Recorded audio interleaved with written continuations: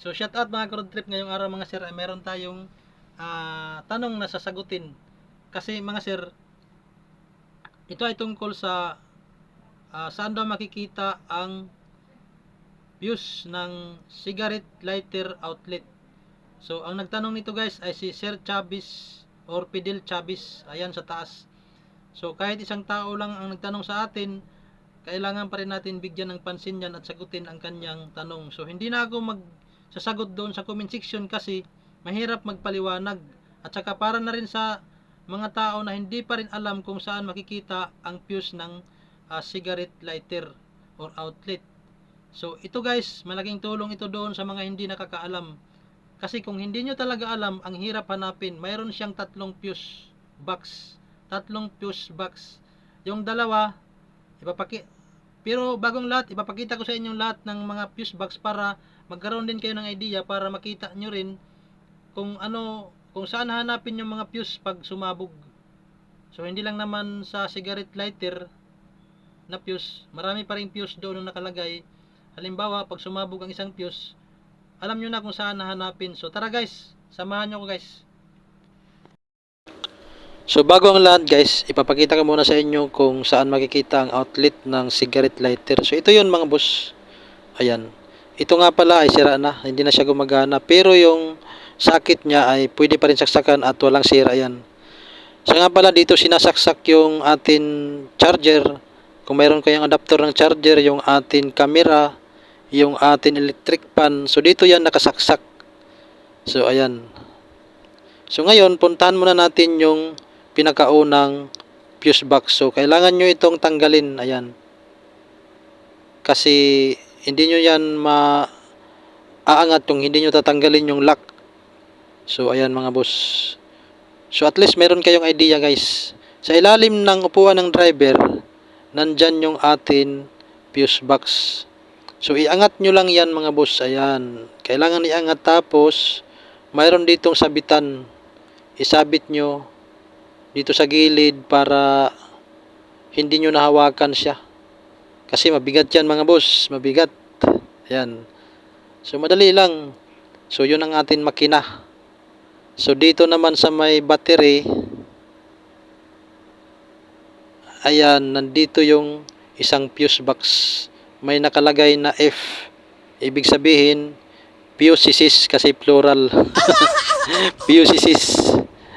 So guys, pasensya na kayo guys kung medyo umahaba ng kunti yung video natin kasi kailangan ko talagang ipakita since usap tayo tungkol sa mga fuse.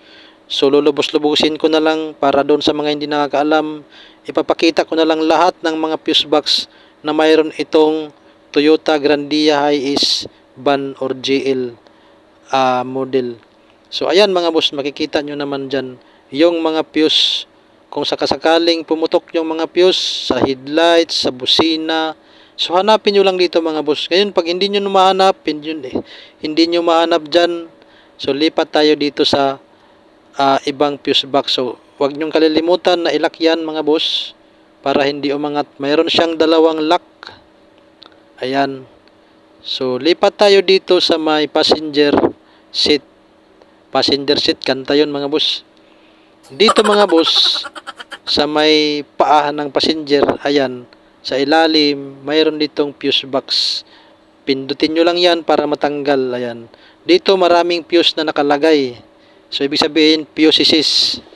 So, marami dyan. Ngayon, kung hindi nyo nahanap yung sirang fuse doon sa may kabila, sa may driver side, ay hanapin nyo dito. Ngayon, pag wala pa rin, ito last na fuse. Kung ito yung atin steering wheel, pababa, ayan, pababa. Ito yung atin clutch pedal.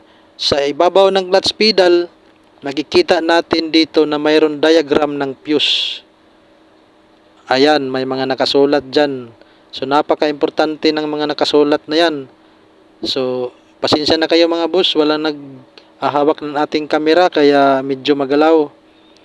Pero kung interesado ka sa video ay pagpapasensyaan mo na lang mga boss. So, wala kasi tayong cameraman. Ang gagawin natin, tanggalin lang natin yan. So, hilahin natin yung black na plastic. Ayan, ito. Tika lang, hawiin lang natin itong mga wire. So, hindi nyo na kailangan tanggalin, wala na kayong tatanggalin dyan o gumamit ng screw. Hawiin nyo lang para matanggal yung cover. Kasi nandyan sa ilalim ang atin fuse ng cigarette lighter. So, ayan, natanggal ko na siya. Hinila ko lang siya. Huwag nyong pipilitin pag matigas mga boss, baka masira. So, hilahin nyo lang para matanggal. Ayan. So, nandito na, hawak na natin. Ngayon, the moment of truth. Hanapin natin yung SIG. So, ayan. Naturo ko na, SIG. 15 amperes, number 23. So, kung sisilipin nyo doon, mayroon yan number sa ilalim. Numbering, number 23, Michael Jordan. si joke lang mga boss. Ginagawa mo. 15 amperes na fuse. So, ngayon, kasi nakita na natin kung anong number, hanapin natin yan doon sa ilalim. So ngayon, hindi ko natatanggalin yung fuse na yun mga boss kasi wala naman tong sira. Ipinapakita ko lang dito kung saan makikita yung cigarette fuse. So puntahan natin dito sa ilalim mga boss para makita natin kung anong kulay ng fuse at anong ilang amperes. So dito, hawiin nyo lang ng konti. Ayan. Kung tatanggalin nyo, gumamit kayo ng puller or pliers. So, ayan, kulay blue, 15 amperes. Yan ang fuse ng cigarette lighter ng Toyota Grandia Hiace. So, sa palagay ko mga boss, pare-parehas lang naman pag sinabing Grandia, ganun pa rin. Dito pa rin matatagpuan yan mga boss. So, sa mga hindi pa nakakaalam, ayan na, pinakita ko na sa inyo mga boss. So, ingatan nyo lang ito mga boss, ibabalik na natin.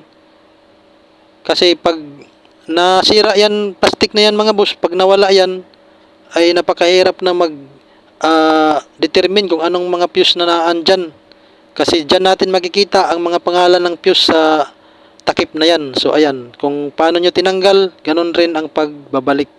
So ngayon, nabalik na natin. So maraming salamat. At sa nagtanong, ayan na ang tanong mo, nasagot ko na mga boss. Subscribe, like, and share kung nagustuhan nyo ang video. Maraming salamat ulit.